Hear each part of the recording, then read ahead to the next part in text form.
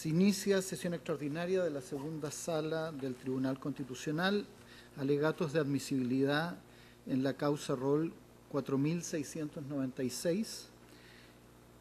Se cuestiona en requerimiento de inaplicabilidad diversos preceptos contenidos en los artículos 407 y 408 del Código Procesal Penal por parte de los requirentes Marcelo Chilin Rodríguez, Leonardo Soto Ferrada, Osvaldo Andrade Lara y Daniel Melo Contreras. Tiene la palabra el relator José Francisco Leito. Muchas gracias, señor presidente. A Fojas 1068, con fecha 12 de junio del presente año, la segunda sala de este Tribunal Constitucional ha llamado a las partes a alegar respecto de la eventual concurrencia de las causales de inadmisibilidad previstas en los numerales quinto y sexto del artículo 84 de la Ley Orgánica Constitucional de esta magistratura, en relación precisamente, tal cual usted lo acaba de denunciar, al requerimiento de inaplicabilidad accionado por los señores Chilin, Soto, Andrade y Melo, respecto de preceptiva que norma el Instituto del Procedimiento Abreviado en el Código Procesal Penal. El libelo en cuestión accede a una gestión pendiente que se sustancia en el octavo Juzgado de Garantía de Santiago, en que los actores han deducido querella criminal. Enuncian que se encontraba agendada para el pasado día 13 de junio audiencia de reformalización y procedimiento abreviado suspendida por decisión de esta magistratura al llamar a la audiencia en cuestión. Repasando el requisito de admisibilidad en cuanto a que la aplicación de la preceptiva impugnada sea decisiva en la resolución del asunto, primer asunto a ser desarrollado en esta audiencia, comentan que ello es cumplido en la especie, toda vez que la preceptiva reprochada, señalan a Fojas 9 de su presentación, abro comillas, tiene un efecto determinante en la posición del querellante en este procedimiento especial, cierro comillas. El primer precepto cuestionado, esto es el artículo 407 del Código Procesal Penal, señalan que implica considerar suficientemente acreditada la circunstancia modificatoria de responsabilidad penal prevista en el numeral 9 del artículo 11 del catálogo punitivo por el solo hecho de someterse a este procedimiento, impidiéndose con ello la discusión entre las partes respecto a su procedencia, otorgándose con ello ventajas a alguno de los intervinientes y cuestión que contraría así la especial naturaleza de un procedimiento que debe calificarse como necesariamente adversarial. Luego, analizando el requisito negativo establecido en el numeral sexto del artículo 84 de la Ley Orgánica, hacen presente que el libelo contiene una exposición clara de los hechos y fundamentos normativos en que se basa, así como la forma en que se producen los vicios constitucionales que plantean ante el conocimiento y resolución de esta magistratura. En necesaria consecuencia, a Fojas 10 exponen que la aplicación de los principios del derecho penal material exigen siempre considerar a las circunstancias modificatorias como resorte decisional de la jurisdicción previa discusión fáctica entre los intervinientes, no pudiendo quedar, abro comillas, exponen al arbitrio de un órgano de naturaleza administrativa como el Ministerio Público, cierro comillas, afectándose, de no ser así, la garantía de igualdad material prevista en la noción de procedimiento e investigación racionales y justos, de que trata el artículo 19, numeral 3 de la Carta Fundamental, lo que implica limitar las facultades del querellante para fundar una eventual oposición solo al evento de que la acusación particular incida en la determinación de pena solo cuando supere el límite temporal fijado para este tipo de procedimientos. De esta forma concluyen, fundando la causal de admisibilidad en comento, que solicitan que esta magistratura declare que la inaplicabilidad de la normativa ya reseñada es la forma de evitar que se generen efectos que contrarían abiertamente sus derechos constitucionales. En corolario a lo expuesto, la parte requirente expone que el conflicto constitucional que implica la aplicación de esta preceptiva del Código Procesal Penal en la gestión pendiente es de un doble resorte. Primero, comentan que para que exista un procedimiento y una investigación racionales y justos, el legislador tiene prohibido dotar a las partes en juicio de un remedio o arma procesal y al mismo tiempo negárselo a la contraria. El precepto contenido en el artículo 407 del Código Procesal Penal, inciso tercero, parte final, desde que estima, abro comillas, suficientemente acreditada, cierro comillas, la atenuante por solo aceptar voluntariamente el imputado a regirse bajo el procedimiento abreviado, vulnera la facultad judicial de conocer, sinónima, conforme expone el profesor Casarino a quien citan, de oír a las partes, recibir prueba que las partes ofrezcan y en definitiva entraña así el derecho a tramitar un juicio. Luego, y en segundo capítulo, exponen que vienen a denunciar vulneración al debido proceso, en lo que refieren a Fojas 14, los requirentes como, abro comillas, proyección de igualdad de los intervinientes, cierro comillas. La norma constitucional del artículo 19, numeral 3, comprende elementos de significativa connotación material como garantizar la igualdad entre las partes, lo que no es respetado en este caso al limitarse seriamente la acción penal de la parte querellante. En lo que concierne incluso a este segundo precepto impugnado, se sitúa también un conflicto constitucional desde el artículo 83 de la Carta Fundamental. Exponen a fojas 16 que se atenta contra el derecho que tienen tanto el ofendido por el delito como las demás personas que determinan la ley a ejercer en plenitud dicho derecho a ejercer la acción penal. Para ello incluso solicitan jurisprudencia de esta magistratura. Por lo anterior, en esta fase procesal solicitan que sea declarada la admisibilidad del libelo deducido a lo principal de fojas 1. Conferido traslado a todas las partes de la gestión pendiente, se hacen parte en estos autos a fojas 833 el Ministerio Público, a fojas 843 el Servicio de Impuestos Internos, a fojas 846 los imputados señores Manuel Tocornal, Óscar Buceta, Marco Comparini, Jorge Molina, Arturo Miquel, Hernán Concha, Héctor Concha, Francisco Astorga, Samuel Irarrázaval y Carlos Bombal, representados por los abogados señores Jorge Bofil e Ignacio Ananías. A fojas 881 los imputados señores Carlos Lavín y Carlos Délano, representados por el letrado don Julián López. A fojas 1007, el imputado señor Lorenz Colbón, representado por los abogados Carlos Cortés y Sergio Rodríguez. A fojas 1024, la imputada señora María Carolina de la Cerda. A fojas 1032, el imputado señor Pablo Wagner San Martín, representados estos dos últimos por los abogados señores Gonzalo Medina Schultz y Alejandro García Cubillos. Y a fojas 1126, las imputadas señoras María de la Luz Chadwick y Verónica Méndez Ureta, representadas estas últimas por el abogado señor José Ignacio Escobar. Todas estas partes vienen a solicitar la declaración de inadmisibilidad del requerimiento deducido a lo principal de fojas 1. Todos, de forma unánime, estiman concluyentes en este acápite las causales de inadmisibilidad previstas en los numerales quinto y sexto de la Ley Orgánica de esta magistratura, y en lo que concierne a los abogados señores Medina y Schultz y García Cubillos, también estiman concurrente la causal prevista en el numeral tercero del ya anotado artículo 84. Así se pasará revista somera a los antecedentes que evacúan en sus traslados estas partes de la gestión pendiente.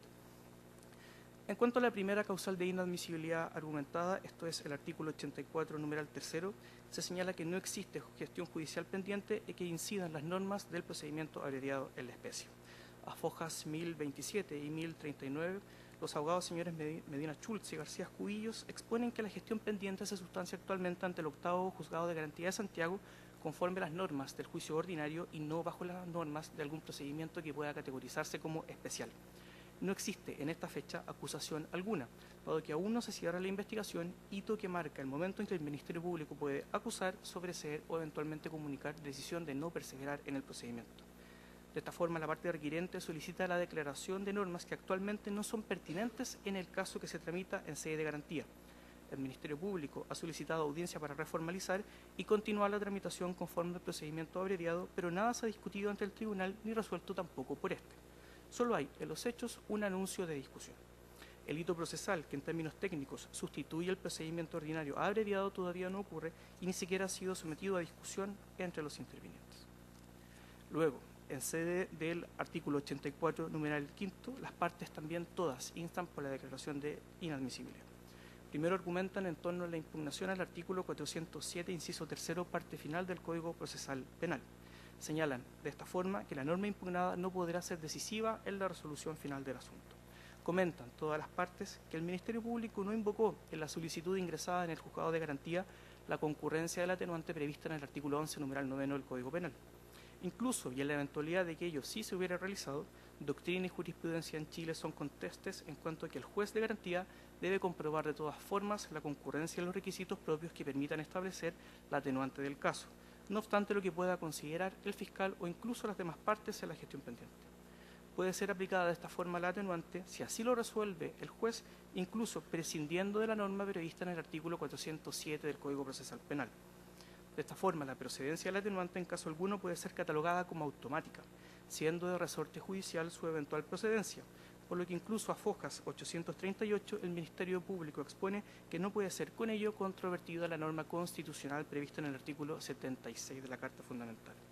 Agregan a lo anterior a fojas 1010 y 1011 el abogado señor Cortés Guzmán que de eliminarse hipotéticamente la norma impugnada, de todas formas subsiste no solo el artículo 11, numeral noveno del Código Penal, sino que también el artículo 259 literal C del Código Procesal Penal, que otorga la facultad al Ministerio Público para indicar las eventuales circunstancias modificatorias de responsabilidad penal que a su juicio puedan concurrir cuando acuse, sin que pueda sostenerse en forma seria que ello es una intromisión a las facultades jurisdiccionales, puesto que, conforme exponen los demás requeridos, todos, el juez no está obligado a aceptar o reconocer lo que en este respecto señala el persecutor penal público. A lo anterior agregan a fojas 1043 los abogados Medina Schultz y García Cubillos que la norma del artículo 407 del Código Procesal Penal necesariamente debe ser concatenado para su interpretación armónica con lo que prevé el artículo 406 del Cuerpo Adjetivo Criminal, es decir, no sobrepasarse la cuantía de la pena específica que señala el procedimiento abreviado, pero el requerimiento nada señala en cuanto a una eventual prognosis de pena concreta, ni tampoco se hace cargo de las normas de determinación de pena que dan efecto a la concurrencia de atenuantes que prevén los artículos 62 y siguientes del Código Penal. Unido a lo anterior, a fojas 850, los abogados señores Bofill y Ananías exponen desde la jurisprudencia de la Corte de Apelaciones de Santiago, abro comillas, que la aceptación por el acusado de un procedimiento abreviado no implica la aplicación irreflexiva del atenuante del artículo 11, numeral 9 del Código Penal por parte de los tribunales, toda vez que también debe acreditarse que el imputado facilitó la labor de persecución del Estado. Unido a lo anterior, las demás partes también argumentan en torno a la causal de inadmisibilidad prevista en el artículo 84, numeral sexto. Todas las demás partes de la gestión pendiente estiman que no se constata respecto de la impugnación dirigida al artículo 407, inciso tercero del Código Procesal Penal, fundamento plausible para superar el estándar de admisibilidad que ha exigido la ley orgánica. En este caso, argumentan todos, la actitud de contrariar la Constitución no deriva de esta norma impugnada. La configuración o no del atenuante como minorante de responsabilidad penal deriva de una norma que no ha sido impugnada, esto es, directamente del artículo 11, numeral 9 del Código Penal. Por ello, a fojas 851, los abogados señores Bofill y Ananías argumentan que no puede resultar razonable que se requiera la declaración de inaplicabilidad de un precepto legal, en este caso, el artículo 407, inciso tercero, parte final del Código Procesal Penal, en un caso concreto, persiguiendo el principio de supremacía constitucional, si el supuesto efecto contrario a la Carta Fundamental se va a mantener igualmente por aplicación de una norma que no ha sido impugnada por la parte requirente. Agrega a lo anterior a fojas 1006 el traslado del Servicio de Impuestos Internos, que se está de esta forma en presencia de un problema de mera legalidad, dado lo hipotético del problema que vienen a plantear a esta sede constitucional la parte requirente, excediéndose el ámbito competencial de esta magistratura conforme lo razonado latamente su jurisprudencia. Entrar a calificar la eventual procedencia o no de un atenuante, como la contemplada en el artículo 11, numeral 9 del Código Penal, siempre será, de esta forma, resorte del juez de la instancia. Luego, en cuanto a la segunda norma reprochada por la parte requirente, esto es el artículo 408 del Código Procesal Penal, las demás partes también solicitan la declaración de inadmisibilidad por los numerales quinto y sexto del artículo 84. Argumentan primero desde el numeral quinto, señalan que esta norma, el artículo 408, no será tampoco decisiva en la resolución del asunto. De hecho, exponen ni siquiera es aplicable en la gestión pendiente. Argumentan que se debe tener presente que en marzo del año 2017 el Ministerio Público dedujo acusación fiscal, la que quedó sin efecto, sin que se constate que el querellante hubiera presentado acusación particular, dado que se decretó la reapertura de la investigación. De esta forma, a esta fecha, aún no es cerrado el periodo de investigación, por lo que ni Ministerio Público ni los requirentes, en definitiva, han deducido en derecho acusación. Conforme a la normativa impugnada, el límite establecido para la oposición del querellante opera solo y solo si concurren dos condiciones. Primero, el Ministerio Público ha presentado acusación y segundo, también el querellante ha deducido su acusación particular solicitando en la misma la imposición de una pena diversa. A esta fecha, dado que no se ha presentado acusación, el interviniente que requiere en estos autos constitucionales todavía está habilitado para solicitar al juez de garantía, cuando así proceda en derecho, la imposición de penas que excedan los 5 años. En esta cápite, a fojas 888, el abogado señor López Masle expone que el procedimiento abreviado no constituye, conforme parecen entenderlo los requirentes, un beneficio que el Ministerio Público conceda a los acusados. Se trata más bien de una renuncia al juicio oral cuya realización garantizan la Constitución, los tratados internacionales y la ley. Pero el juez debe, para ello, siempre verificar la concurrencia de que no se exceda el marco penal correspondiente, esto es, desde el artículo 410 del Código Procesal Penal, entregándose al querellante una función de control y una potestad autónoma como titular de la acción penal, desde el artículo 408 del Código Procesal Penal, para provocar una decisión jurisdiccional contraria a la pretendida por el Ministerio Público. Luego, una eventual sentencia condenatoria puede declarar o no la concurrencia de la atenuante prevista en el artículo 11, numeral 9 del Código Penal, decisión recurrible no solo en cuanto al fondo, sino que también respecto a la procedencia del procedimiento abreviado en sí ya declarado. Por ello existe un amplio margen del ejercicio de oposición por las eventuales partes querellantes en la gestión pendiente. Concatenado con lo anterior, a fojas 854, los abogados señores Bofil y Ananías hacen presente que los querellantes únicamente se encuentran constreñidos para oponerse a un eventual procedimiento abreviado por su propia voluntad, y dicha facultad de oposición del querellante es contemplada expresamente en el artículo 407 del Código Procesal Penal.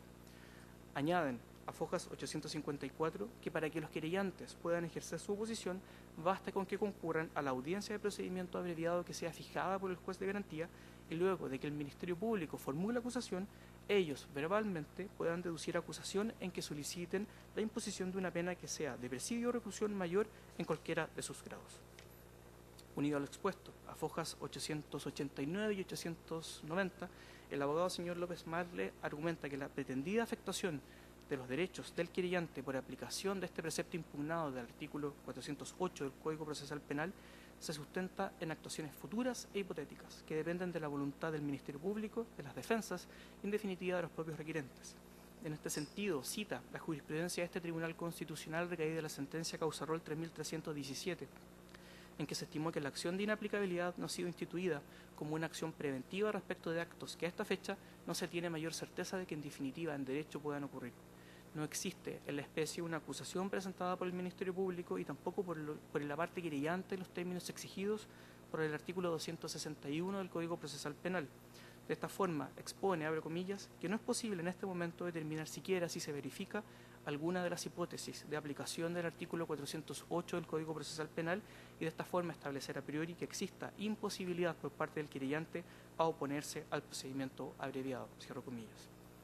En esta cápite, a fojas 839, el Ministerio Público argumenta que cuando se hizo posible la proposición del procedimiento abreviado antes de la formulación de la acusación en virtud de la reforma introducida por la Ley 20.074, se entregó también igual oportunidad al querellante en el artículo 407, inciso segundo del Código Procesal Penal, por lo que dicho interviniente puede poner en discusión la calificación jurídica, el grado de participación y la eventual concurrencia de circunstancias modificatorias de responsabilidad penal. Argumenta que de aceptarse la tesis de los requirentes, explicitándose una permisión abierta e indiscriminada que permita a estos oponerse a este tipo de juicios, se haría depender del juicio abreviado del simple querer o voluntad de los intervinientes, sin exigirse la existencia de al menos una actividad mínima como solicitar la imposición de una pena que exceda los 5 años respecto de los acusados. Unido a lo expuesto, también las demás partes argumentan desde la causal de inadmisibilidad del artículo 84, numeral sexto. Falta de fundamento plausible respecto a esta segunda norma impugnada. El Ministerio Público, a fojas 840, señala que es carga de la parte requirente expresar siempre en forma clara los hechos y fundamentos en que se apoya y cómo se produce en definitiva la infracción constitucional alegada. Lo anterior no es cumplido en la especie. La solicitud de inaplicabilidad dirigida al artículo 408 del Código Procesal Penal apunta a crear una regla distinta a lo que ha previsto normativamente el legislador, demandando así de la inaplicabilidad una función positiva, abro comillas, creadora de un precepto legal que hoy no existe, antes que la búsqueda del ejercicio de una jurisdicción negativa o de inhibición en la aplicación de un precepto legal, cierro comillas, lo que impide tener por cumplido con ello la exigencia de encontrarse el requerimiento fundado razonablemente. A fojas 1013 en esta cápite, el abogado señor Cortés Guzmán argumenta que no puede sostenerse como razonablemente fundado el requerimiento si los actores del mismo no han explicitado cuál es el argumento de la eventual oposición que pretenden sostener, para analizar si efectivamente quedaba fuera del ámbito del texto impugnado y posteriormente analizar si dicha exclusión normativa implica un trato discriminatorio que atente contra la garantía del debido proceso de derecho. Por el contrario, a fojas 14 y 15 del libelo, únicamente los requirentes señalan que se produciría una contravención constitucional sin explicarse fundamentalmente el porqué de ello. De esta forma, no se tiene razones fundadas en derecho de un conflicto constitucional alegado, cuestión que también debe extenderse a lo reseñado en torno a una eventual transgresión al artículo 83 de la Constitución. Concluyo señalando, señor presidente, que como cuestión global del requerimiento de inaplicabilidad,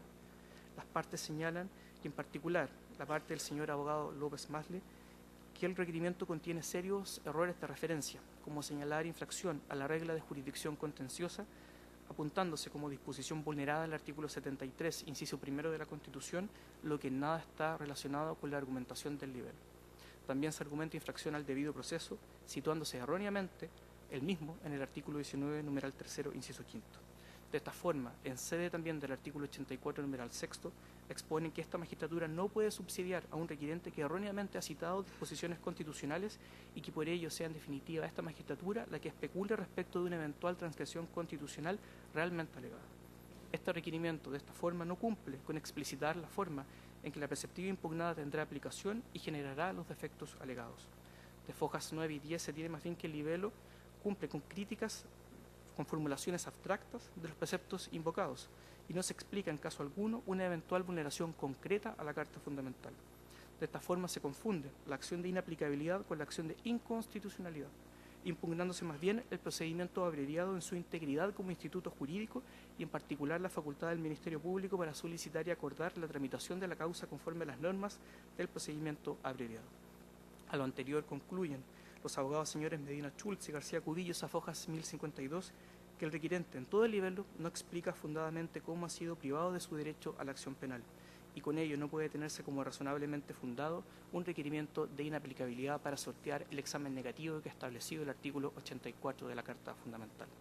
Concluyo señalando, señor presidente, que consta en el expediente constitucional a fojas 1054, informe en derecho acompañado por la parte del abogado señor Julián López, del profesor Patricio Zapata Larraín, y que con esta fecha se han anotado en forma para alegar en esta audiencia todas las partes de la gestión pendiente. Muchas gracias. ¿Los abogados tienen alguna observación a la cuenta? Vamos a iniciar estos alegatos recordándole que en términos exclusivos el tribunal ya ha dado por cumplido los requisitos de que no concurren las causales de inadmisibilidad de los numerales 1 al 4 del artículo 84 y solo vamos a referirnos a las discusiones en torno a las causales números 5 y 6. Tiene la palabra por los requirentes Enrique Aldunate Esquivel, por 10 minutos. Gracias, señor presidente. Con vuestra venia a este excelentísimo tribunal, alego en representación de los requirentes y solicito desde ya a vuestra excelencia se acoja y se admita, se declare la admisibilidad específicamente al requerimiento deducido en estos autos, específicamente por la concurrencia de ambos requisitos que han sido objeto de cuestionamiento y que esta magistratura ha ordenado que esta mañana podamos discutir respecto de aquellos. Vuestras excelencias, primero, digamos, una aclaración respecto de los errores de referencia. La relación ha sido muy completa, pero esta parte en su momento, cuando se acompaña el certificado de la gestión pendiente, se hace enmienda a esos errores de referencia. Por lo tanto, eventualmente cada una de esas observaciones que se hicieron, que fueron 6, eventualmente ya fueron corregidas. En ese contexto, además, el petitorio es bastante claro. Las normas constitucionales que han sido impugnadas son precisamente tanto el inciso 6 del artículo 19, número 3, en relación con la infracción al precepto constitucional aludido y también a su turno el artículo 76 y el artículo 83, inciso segundo de la Constitución Política. Por lo tanto, desde el punto de vista tanto en el encabezado del escrito como en el petitorio queda meridianamente claro que esa es la norma constitucional que se pretende confrontar al precepto legal aplicable en el caso concreto. En ese sentido, vuestra excelencia, me corresponde aclarar un tema que es bien relevante para esta cuestión, es contar una parte de la historia que obviamente mis distinguidos colegas han omitido. Efectivamente, vuestra señoría, en la gestión pendiente o en el contexto en que incide esta gestión pendiente no es una cuestión de futurología o eventualmente de incerteza lo que va a ocurrir. El señor fiscal regional, don Manuel Guerra, quien está a cargo de la investigación, con fecha 27 de abril solicitó una solicitud de reformalización, que es el antecedente 1 acompañado en este requerimiento. ¿Qué es lo que dice la reformalización? Es una cosa bastante especial. La reformalización en la práctica no está regulada legalmente, pero en la práctica ocurre, ¿cierto? Ocurre, el Código Procesal Penal no dice nada al respecto. ¿Y cómo ha operado siempre? Siempre la reformalización supone una precisión de los hechos de la formalización ya inicialmente efectuada. En este caso concreto, a partir del día 4 de marzo del 2015, cuando durante una semana el Ministerio Público comunica a todos los imputados los hechos que fueron objeto de esta investigación y respecto a los cuales se les formalizó. Han existido sucesivas reformalizaciones para precisar hechos, complementarlos o eventualmente formalizar a otros imputados en esta causa. Es una causa con pluralidad de intervinientes y obviamente con pluralidad también de imputaciones. En ese contexto, la reformalización la solicita el fiscal Guerra y llama la atención que efectivamente a partir de ese hecho, los hechos por los cuales fueron, en este caso las personas que,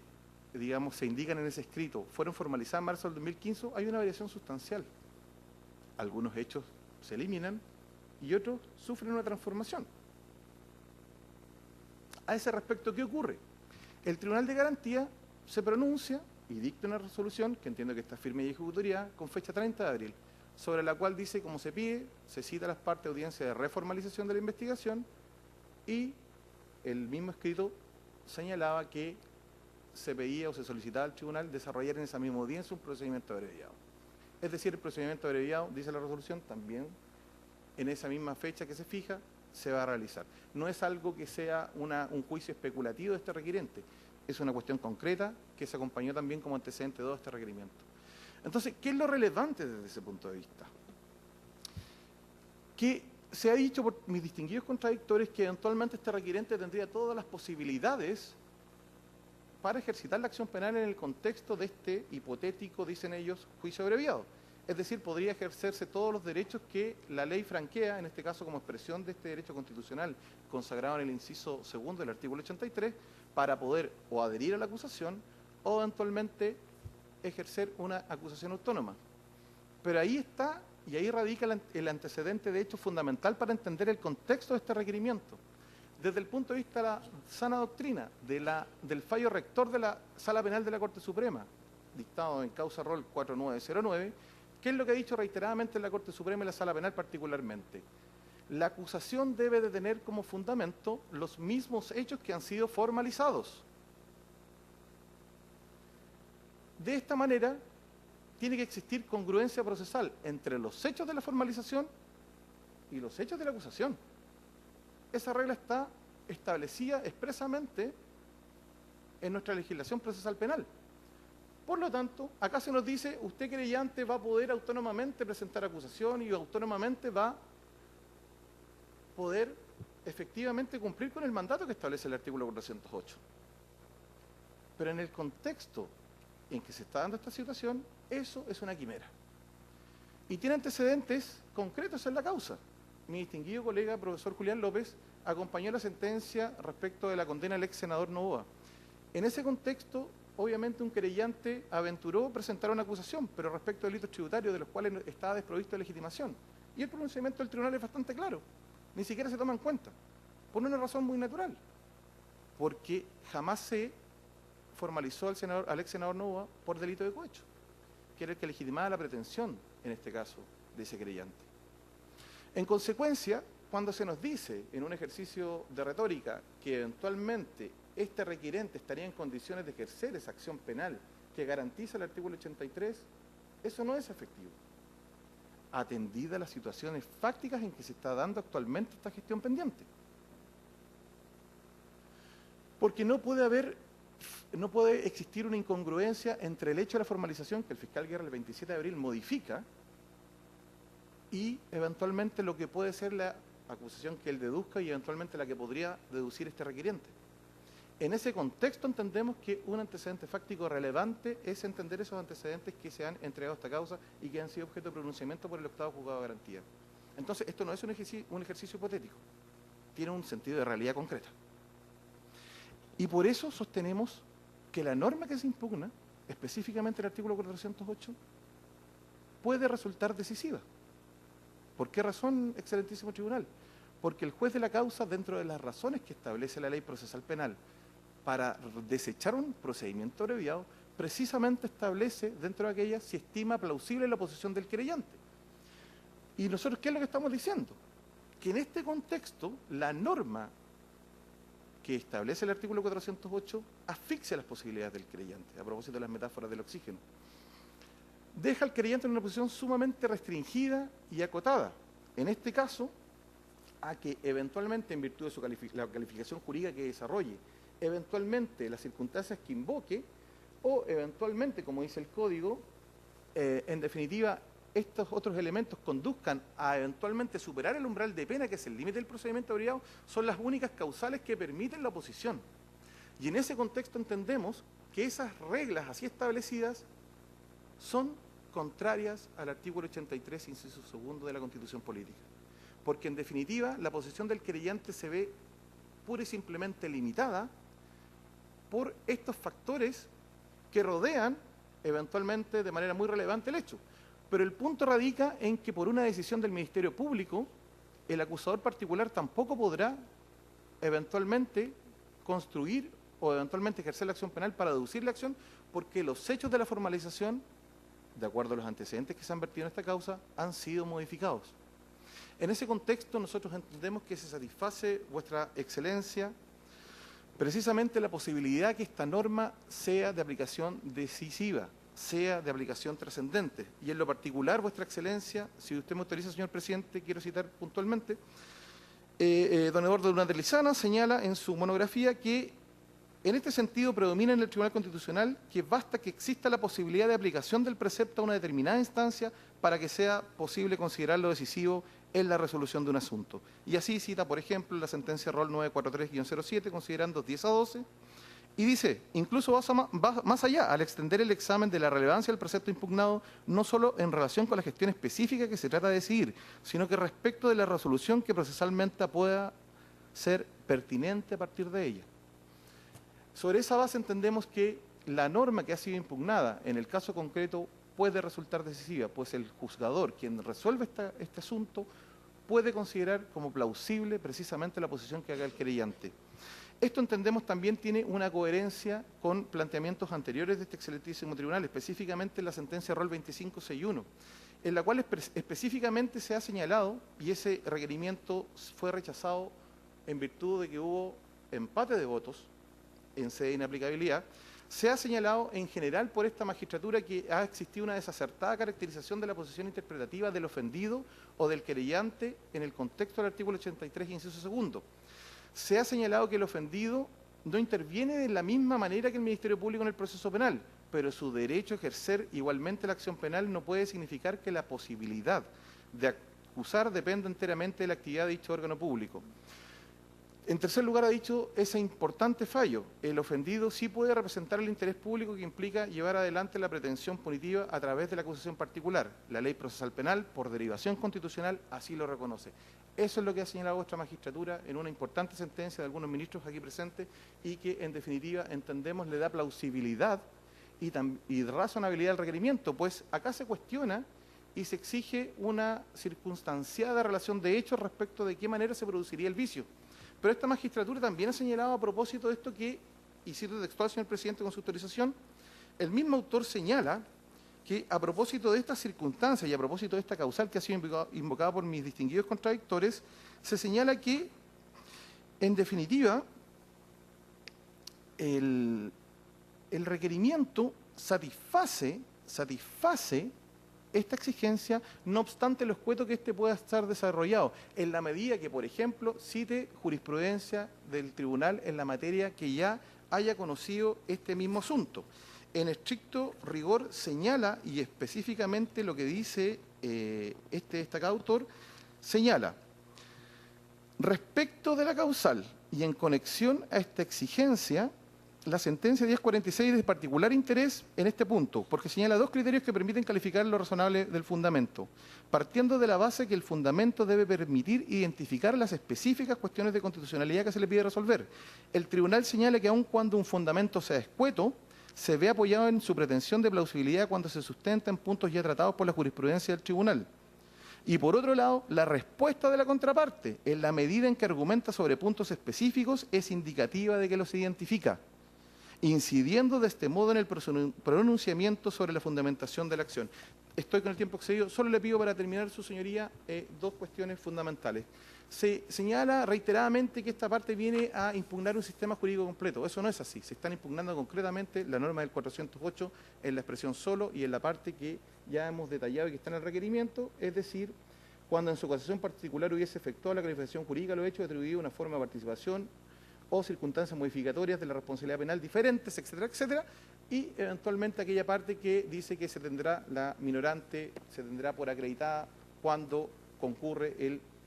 imputado a este procedimiento abreviado. Solo para cerrar, su señoría, este requerimiento en ninguna parte cuestiona el sistema en su conjunto y solo como muestra cito lo que señalan juristas de nota al respecto. Por ejemplo, en esta monografía estupenda dirigida por el profesor Julio Mayer, el procedimiento abreviado, señor presidente,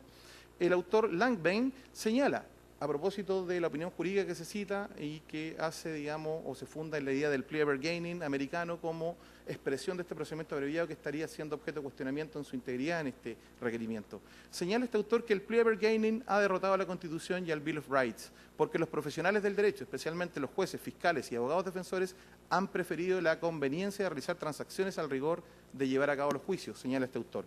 Al respecto, esta crítica no solo es relevante en los Estados Unidos de América. El profesor Bernd Schunemann, discípulo de Roxin, señala en su artículo a propósito de la crisis del procedimiento penal, señala específicamente Schunemann lo siguiente, Vuestra Excelencia.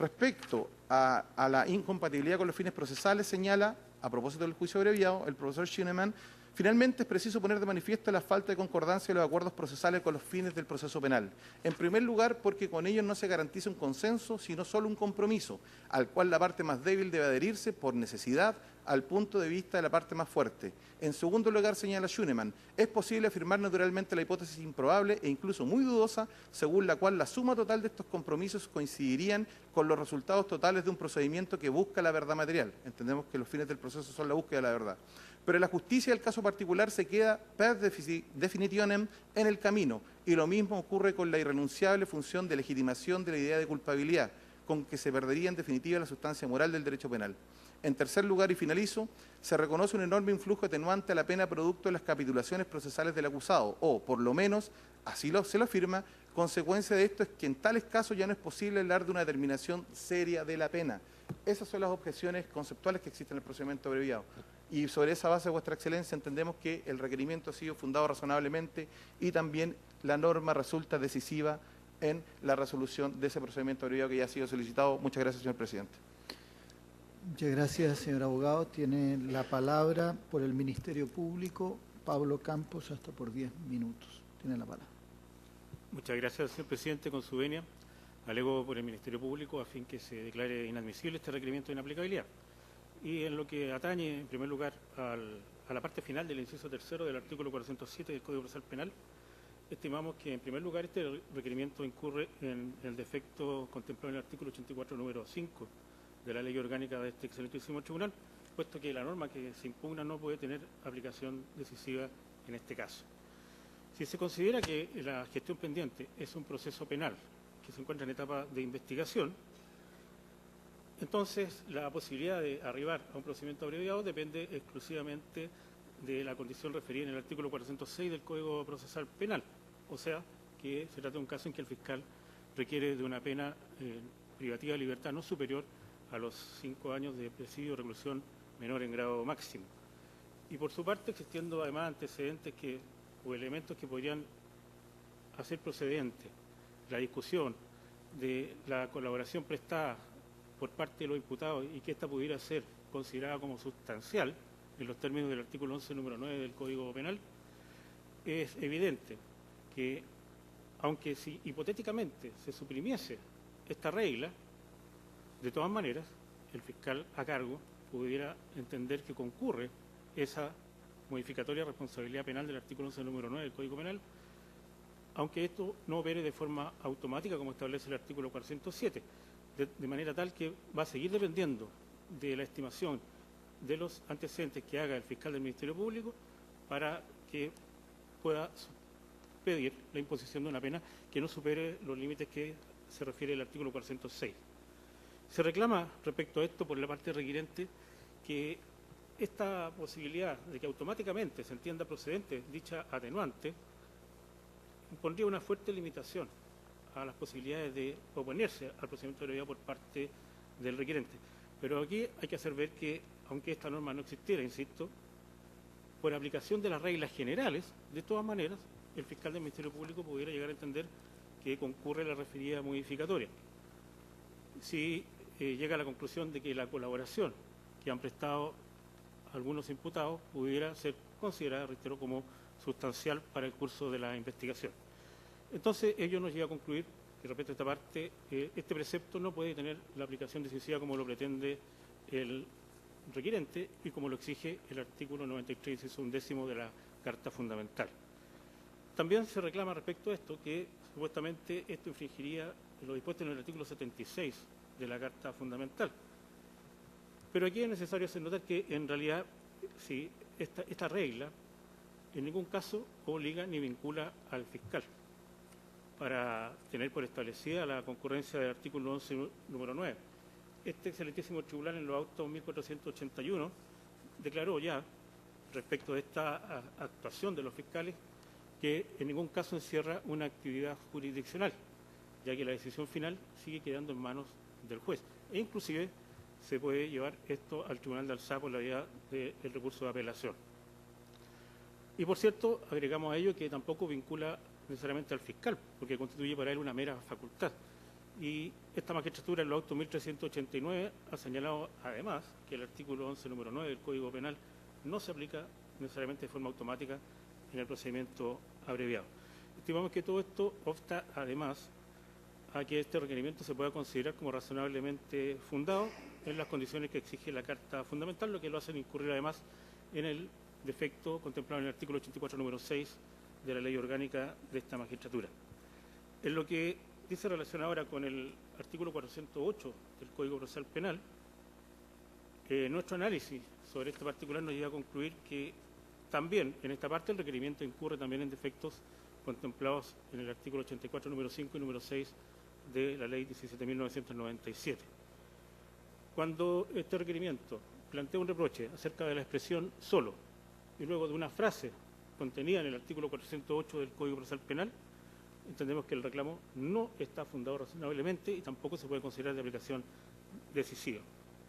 Y eso básicamente, en primer lugar, porque la condición para llevar a cabo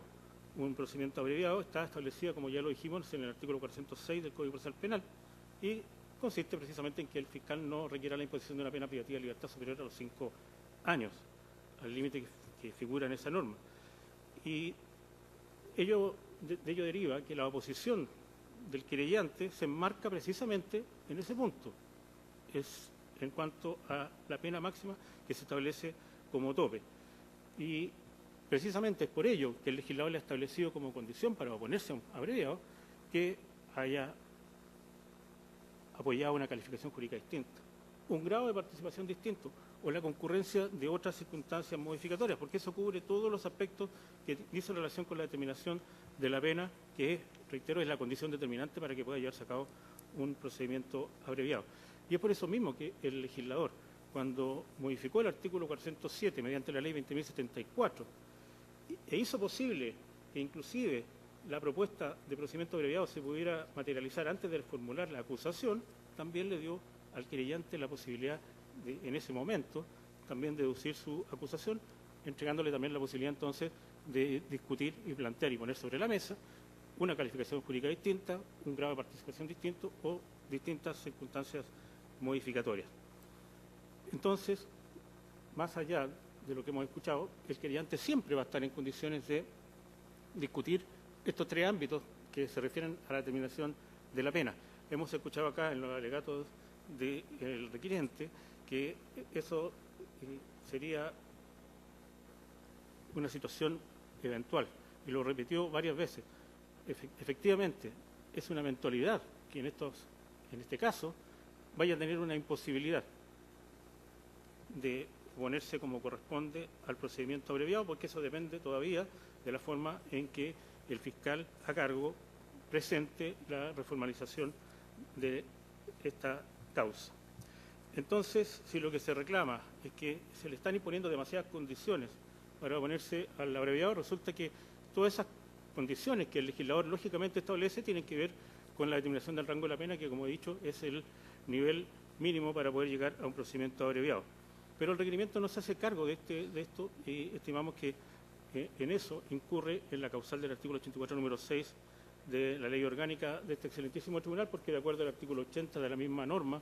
es carga del requirente el poder expresar de forma clara los hechos y los fundamentos que se apoya y cómo con ello se infringe alguna regla constitucional. Por otra parte, tampoco podemos dejar de hacer ver que por la vía de extraer del artículo 408 una palabra y luego una frase, se pretenda obtener una oposición a todo evento por parte del querellante al procedimiento abreviado. Porque esto implica, a nuestro juicio, el intento totalmente improcedente de crear una regla distinta a la que ha sido prevista por el legislador. Y hago ver aquí que respecto de una frase, si se le elimina un signo de puntuación, una conjunción, una preposición, basta ya para que cambie completamente su sentido. Y esto se hace aún más evidente y se hace más complejo cuando estamos en presencia de las normas que contienen reglas de tipo legal, producto obviamente de un extenso y reglado procedimiento de generación de las leyes que no puede ser soslayado. Confundir esto significa pretender darle al requerimiento una aplicabilidad un alcance que no tiene, una función positiva, una función creadora del derecho, una función creadora de normas que no existen, con consecuencias, por supuesto, que no han podido ser previstas por el legislador. Cuando, por el contrario, es de la esencia de esta acción constitucional que tiene un carácter de jurisdicción negativa o de inhibición de la aplicación del precepto legal. Eso nos lleva a concluir que en esta parte este requerimiento también adolece de la falta de fundamento plausible. Y por último, con esto termino, su señoría, desde el punto de vista de la hipótesis del artículo 84, número 5 del Código de la Ley Orgánica de este excelentísimo tribunal, aún si consideráramos un evento hipotético en que se deje de aplicar las partes que el requerente cuestiona del artículo 408 y pudiendo actuar con más o con menos condiciones al momento de plantear su oposición, de todos modos, la oposición del querellante a que se llegue a procedimiento abreviado va a ser un antecedente más que va a tener que considerar el juez de garantía al momento de tomar esta decisión, pero que de ningún modo lo vincula, de manera tal que en este escenario hipotético, aunque se dejaran de aplicar esas reglas, si el juez de garantía de todas maneras puede oponerse o puede aprobar la procedencia de un procedimiento abreviado, esto quiere decir que llegamos al mismo resultado y eso es señal de que la regla entonces no tiene una influencia decisiva en este asunto. Es por todas esas razones, sus señorías, que solicito se declare inadmisible este requerimiento de inaplicabilidad. Muchas gracias. Por el Servicio de Impuestos Internos tiene la palabra el abogado Oscar Rojas, hasta por 10 minutos. Muchas gracias, señor presidente. Bueno, con su venia vengo a alegar en representación del Servicio de Impuestos Internos, solicitando desde ya que el recurso de inaplicabilidad presentado en estos autos sea declarado inadmisible, en virtud de los fundamentos de hecho y derecho que a continuación pasaré a exponer. Su señoría excelentísima, como podrán observar de la lectura de los argumentos y contenidos y conclusiones que contiene el recurso, queda de manifiesto que el nivel en un examen no cumple con los requisitos mínimos de admisibilidad establecidos en el artículo 84 de la Ley Orgánica de este excelentísimo tribunal, toda vez que, como se desarrollará más adelante, el recurso mismo carece de fundamentos plausibles, así como también los preceptos que se impugnan no son decisorios para la resolución del asunto pendiente. ¿Y por qué, su señoría, esta parte llega a esta conclusión? Por la sencilla razón de que del análisis detenido que se realiza del recurso, queda en evidencia que lo que está realizando el recurrente es una ficción jurídica, en donde se pone en un caso hipotético, futuro e incierto, en que de la aplicación de los artículos 407, inciso tercero, parte final, y 408 del Código Procesal Penal, se estaría vulnerando el principio del debido proceso en su proyección de la igualdad de intervinientes, el derecho del ofendido a la acción penal, y además se estaría transgrediendo las reglas de jurisdicción, todos principios contenidos y cautelados en nuestra Carta Fundamental, lo que en definitiva se traduciría en un debilitamiento de su posición como querellante en una eventual realización de un juicio abreviado, al encontrarse restringido su actuar por las normas procesales señaladas anteriormente. Sin embargo, del examen que se realiza del contenido del recurso, se desprende prístinamente que los fundamentos invocados no pueden ser considerados como plausibles, puesto que el recurrente no ahonda en argumentos de fondo que pueden ser considerados como lógicos y racionales, para lograr entender cómo ocurre esto de la especie y cómo supuestamente se vulnera la Constitución, que alega, ya que no desarrolla mayormente la forma o el modo en que a su juicio su posición como querellante se vería limitada o debilitada por estas normas procesales. Es más, no existe en ninguna parte del recurso una descripción de cómo la aplicación de los preceptos impugnados a la gestión pendiente, es decir, cómo la aplicación al caso concreto puede ser contraria a la Constitución, ya que solo se limita a desarrollar hipótesis de reproche en abstracto, suponiendo eventuales consecuencias jurídicas que lo llevan a sentirse en desmedro de los otros intervinientes en esta causa, sin dar luces de la forma o conclusiones a las cuales arriba, cuestión que debe ser considerada de extremada gravedad, ya que si no sabemos o no conocemos cómo es que se encuentran vulnerados los preceptos constitucionales, difícilmente este tribunal va a poder entrar a conocer del fondo. Cabe recordar que el propósito del recurso de inaplicabilidad es evitar que un tribunal, estando abocado al conocimiento de una causa, proceda a resolver la cuestión debatida a través de la aplicación del precepto decisivo, el cual, a ser utilizado en el caso concreto, producirá una grave afectación a los principios constitucionales. Este efecto nocivo que se quiere evitar difícilmente puede llegar a buen puerto si, como ocurre en este caso, la enunciación que se hace de la problemática constitucional se limita a solo señalar hipótesis en abstracto,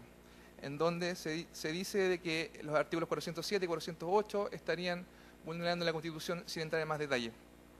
Lo dicho anteriormente se sustenta en el escrito mismo que presenta el recurrente, específicamente en el acápite número 3, que él denomina vicios de inconstitucionalidad, en donde uno esperaría encontrar aquí el fundamento de su pretensión. Sin embargo, lo que se observa son solo referencias e ideas sin congruencia. Así, por ejemplo, en el párrafo 3.1 señala que la aplicación del artículo 407, inciso tercero, parte final del Código Procesal Penal, transgredería lo dispuesto en el artículo 19, número 3 de nuestra Carta Fundamental, que se refiere al principio del debido proceso, ya que según sus dichos y cito textual, para que exista un procedimiento y una investigación racional y justa, el legislador tiene estrictamente prohibido dotar a una de las partes en juicios de un medio o arma procesal y negárselo a la contraria. Luego de lo cual, cita el profesor Alejandro Leiva López, sin entrar a explicar de cómo es que llega a esta conclusión. Es decir, cómo en la parte de este artículo 407 transgrede este principio del debido proceso en los términos ya referidos. Acto seguido, el recurrente denuncia que la misma norma contravendría lo dispuesto en el artículo 73, inciso primero de la Constitución, que se refiere a la regla de jurisdicción contenciosa. Luego de lo cual cita al profesor Mario Casarino para señalar o definir qué es lo que se entiende por esta. Luego de lo cual nuevamente afirma de que esto transgredería este principio constitucional el artículo 407 al tener por suficientemente acreditada la atenuante del artículo 11 número 9 del Código Penal, por el solo hecho de que el imputado acepte voluntariamente poder llevar a cabo un juicio abreviado. Luego termina nuevamente, citando nuevamente al profesor Casarino, para entregar una definición de qué es lo que se entiende por la facultad de conocer. Como ya podrá advertir su señoría, la conclusión a que arriba el recurrente es completamente errada, pero esto no es lo importante, por cuanto lo relevante en este caso es que no entrega fundamentos suficientes de racionalidad y de fondo para entender cómo es que llega a estas supuestas vulneraciones. Posteriormente, para referirse al segundo precepto impugnado, esto es el artículo 408 del Código Procesal Penal, señala que este vulneraría nuevamente el principio del debido proceso en su proyección a la igualdad de los intervinientes. Para esto citan nuevamente la norma, luego de cual concluye, no sabemos cómo, que se vería vulnerado. Se vería vulnerado nuestra Carta Fundamental, pues afectaría la posición de unas partes del proceso, especialmente la del querellante. Finalizando nuevamente, extractando una nueva sentencia de este excelentísimo tribunal, en donde se define qué es lo que se entiende por debido proceso. Todo esto, señoría, claramente es incomprensible. Finalmente, en relación al segundo precepto impugnado, señala que infringiría el artículo 83, inciso segundo de la Constitución, que se refiere al derecho del ofendido y demás personas a la acción penal, sin entrar en un análisis detallado de cómo es que ocurre esto, para luego extractar dos sentencias más de este excelentísimo tribunal, que más que nada se refieren a una definición de cómo la víctima puede ejercer la acción penal e intervenir en el proceso, más que a entender cómo se produce la vulneración. De lo expuesto, queda en evidencia que el recurso de inaplicabilidad presentado en este auto es escueto, careciendo de todo fundamento plausible, por cuanto se restringe a entregar meras enunciaciones de los supuestos infraccionales constitucionales ocasionados producto de la aplicación de los artículos 407 y 408 del Código Procesal Penal, sin dar detalles o razones lógicas que permitan dar una robustez o solidificar la posición que denuncia. Por cuanto, ante la falta de antecedentes suficientes, no queda más que declarar la inadmisibilidad de este recurso. Ahora bien,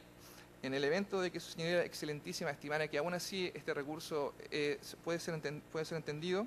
su admisibilidad igualmente debe ser desechada, por cuanto los preceptos impugnados no pueden ser considerados como decisorios para la resolución del asunto pendiente. Para entender lo anterior, debemos entender de que el recurrente se circunscribe solamente a la solicitud hecha por el Ministerio Público de reformalizar la reformulación de la investigación y dar curso posteriormente a un juicio abreviado.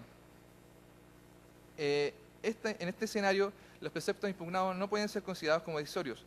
por cuanto sus efectos jurídicos no operan de pleno derecho, sino que siempre se encontrarán supeditados al actuar del Ministerio Público y a lo que decía en definitiva el juez de garantía que está conociendo del asunto. Esto se desprende del vocábulo que utiliza el artículo 407, al señalar que el fiscal podrá considerar como suficiente para reconocer la atenuante establecida en el artículo 11 del Código número 9 del Código Penal, la circunstancia de que el imputado acepte voluntariamente la realización de un juicio abreviado. Luego de lo cual, el juez de garantía debe ponderar que se cumplan con todos los requisitos legales conforme a lo señalado en el 410, por lo cual él incluso tiene la facultad de no aceptar la realización de juicio abreviado si estima de que no se cumplen a cabalidad con todos los requisitos legales.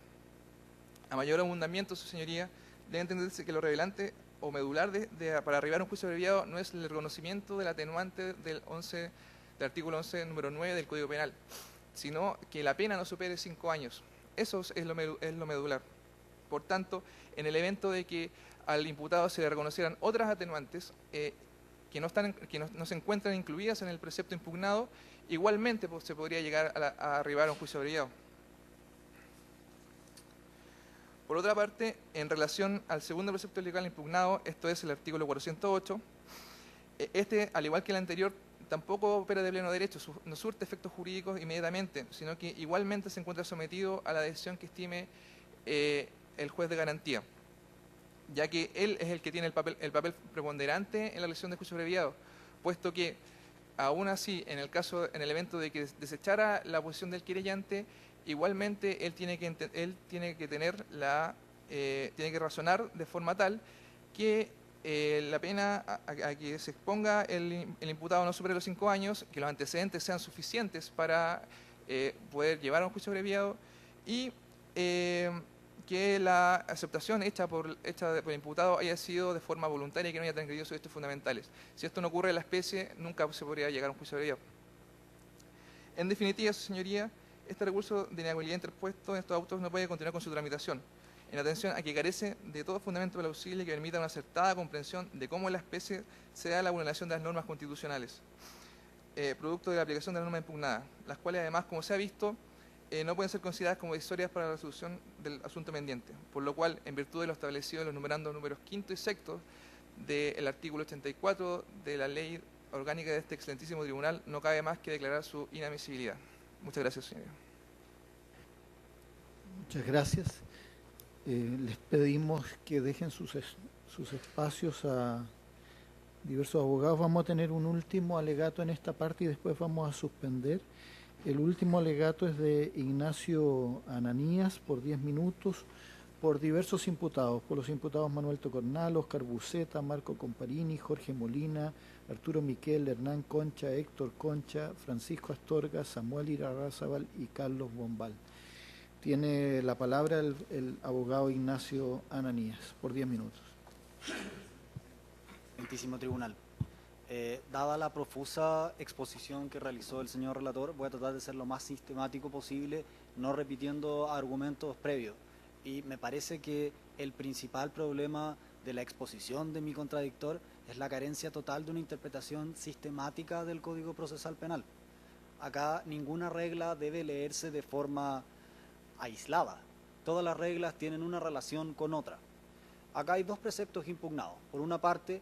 en la parte final del inciso tercero del artículo 407 y por la otra el artículo 408 prácticamente en su completitud, creando una nueva regla ad hoc para el caso en cuestión. El artículo 407 inciso tercero debe necesariamente leerse de forma conjunta con el artículo 407 inciso cuarto. ¿Por qué? El año 2016 hubo una ley bien famosa de agenda corta en la cual se incorporó ciertas modificaciones al Código Procesal Penal a efectos de tratar de ayudar en la persecución y aplicación de pena en delitos tales como hurto, robo o receptación. ¿Y por qué esto es importante? Porque este nuevo inciso cuarto, que nos permite leer bien el inciso tercero, dice que el fiscal está facultado para solicitar una pena inferior en un grado a la legal en aquellos casos en que, sin haber controversia en los hechos, las partes, es decir, el imputado y el fiscal, acuerden la sustanciación de un juicio abreviado. ¿Y por qué esto es relevante? Pongámonos en el caso simple de un robo con intimidación cuya pena fluctúa entre los 5 años y un día y los 20 años. El fiscal, en caso de acordar un procedimiento abreviado en estos delitos, puede solicitar hasta una pena de 3 años y un día. ¿Y por qué hablo de una interpretación sistemática? Porque si uno ve el artículo 412 del Código Procesal Penal, entiende de forma clara que el juez de garantía está constreñido a aplicar como pena máxima la solicitada por el persecutor o el querellante en su acusación. Entonces, si yo entendiera, incluso de la forma que mi distinguido contradictor entiende el artículo 407, inciso tercero, esto es, como una irrogación de una facultad jurisdiccional por parte del fiscal, quien se apropia de una función judicial, aún así sería constitucional. ¿Y por qué uso la palabra constitucional? Porque este mismo Tribunal Constitucional, con fecha 14 de junio del 2016, en el oficio 35, tomó razón y, hizo un control de constitucionalidad del inciso cuarto y determinó que era constitucional que el fiscal incluso ejerciera una facultad directa de determinación de la pena. Cuando uno ve determinación de la pena, entiende que se divide en dos partes, una determinación legal y una judicial. La judicial opera después de la legal, es decir, después de discutida cuál es la pena en concreto que corresponde, hablamos de atenuante y agravante. Si yo entiendo que la atenuante opera como el requirente entiende, aún así sería constitucional conforme al artículo 407, inciso cuarto. Ahora bien, esta interpretación sistemática uno la puede extrapolar también al segundo precepto impugnado. ¿Por qué? Porque el artículo 408 uno no debe leerlo de forma aislada. ¿Cuál es el antecedente del artículo 408, incluso en un procedimiento abreviado? El artículo 407, inciso segundo, que si el fiscal solicita un procedimiento abreviado, se celebra la audiencia de procedimiento abreviado y presenta su acusación, el artículo 407, inciso segundo, faculta al requirente, en este caso como querellante, a interponer su acusación particular y únicamente tiene que poner una acusación particular que exceda el límite del artículo 406, es decir, que sea superior a 5 años a efecto de estar premunido de la facultad que le entrega el artículo 408. Y no se encuentra constreñido por la calificación jurídica que haga el fiscal. ¿Por qué? De nuevo, interpretación sistemática. Existe un artículo 261 que faculta al querellante a interponer una acusación particular que con una calificación jurídica distinta. Es decir, si no se controvierten los hechos, un hecho puede dar lugar a distintos delitos. Por algo existen los concursos ideal. En razón de lo anterior, una interpretación sistemática no puede sino llevar a la conclusión que el requerimiento de inaplicabilidad por inconstitucionalidad, tanto del artículo 407 como del artículo 408, es del todo inadmisible. Ahora bien, si uno entra al fondo del asunto,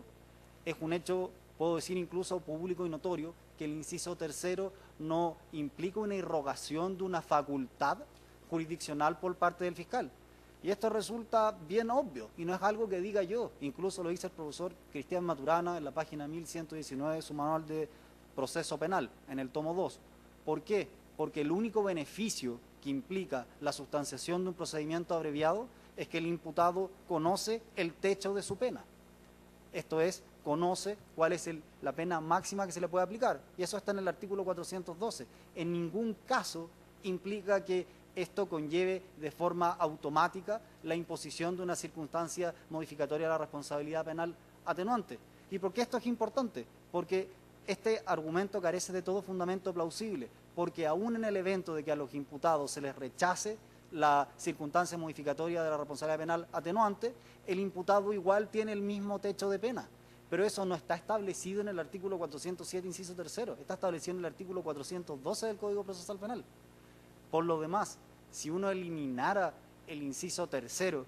del artículo 407, el efecto práctico es nulo, porque el artículo 259 del Código Procesal Penal obliga al fiscal a individualizar las circunstancias modificatorias de la responsabilidad penal que él considera que proceden en el caso en especial. Y como no se ha impugnado el artículo 11 del Código Penal, en el cual está la colaboración sustancial con la investigación, que es la circunstancia atenuante a la calidad del artículo 407, inciso tercero, estamos frente a un requerimiento completamente fútil. Finalmente, y respecto al artículo 408, de nuevo, acá estamos ante una facultad total y absoluta que posee el querellante requirente. El querellante solo está limitado por su mera voluntad, es una condición meramente potestativa del querellante, oponerse a la acusación fiscal, oponerse a la celebración de un procedimiento abreviado. Lo único que tiene que hacer es, una vez que se realice la audiencia de procedimiento abreviado y que el fiscal presente su acusación, presentar una acusación particular con una pena que exceda el límite de 5 años. Muchas gracias, señor presidente. Muchas gracias, su señoría excelentísima. Muchas gracias. Se suspende esta audiencia por 10 minutos.